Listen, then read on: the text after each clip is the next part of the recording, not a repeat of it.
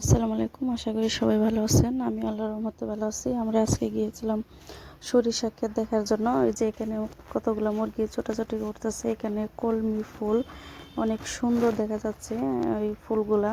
তো এখানে অনেকগুলা শাকও ছিল। আমরা কিছু শাক কুড়াইছিলাম, কিন্তু তারপরে বলতেছে একজনে যে এখানে শাকের মধ্যে বিষ দেওয়া হয়েছে, সেজন্য আমরা শাকগুলা ফেলে দিয়ে আসছিলাম। এই যে অনেক সুন্দর সরিষা ক্ষেত। ওইখানে আমরা অনেকক্ষণই ছিলাম বিকালবেলা।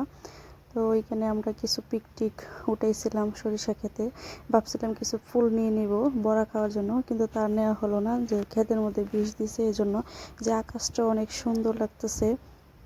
তো কিছু লাল শাক এখানে ফেলা দেওয়া হয়েছে। তো লাল শাকগুলো খুব সুন্দর লাগতেছে। ওইখানে লাউ শাক, এই যে লাউ গাছ লাগানো হয়েছে, লাউ গাছগুলো অনেক সুন্দর দেখতে। তো নিচে মূলা শাক, ধনিয়া পাতা, আর এদিকে ছোট ছোট কিছু সরিষা কেবল গাছগুলা মানে উঠতেছে, সরিষা গাছগুলা। তো এখানে আমরা অনেকগুলোই ছবি উঠেছি। ওইখানে আবার দেখা গেছে একটু খালি জায়গা। তো ওইখানে মনে হয় পাশে কিছু বাড়ি ছিল, ওইখানে মনে হয় গরু, ওনারা গরু পালে। ওইখানে গরুর, এই যে আমরা এটা আঞ্চলিক ভাষা গরুর গোবর বলি।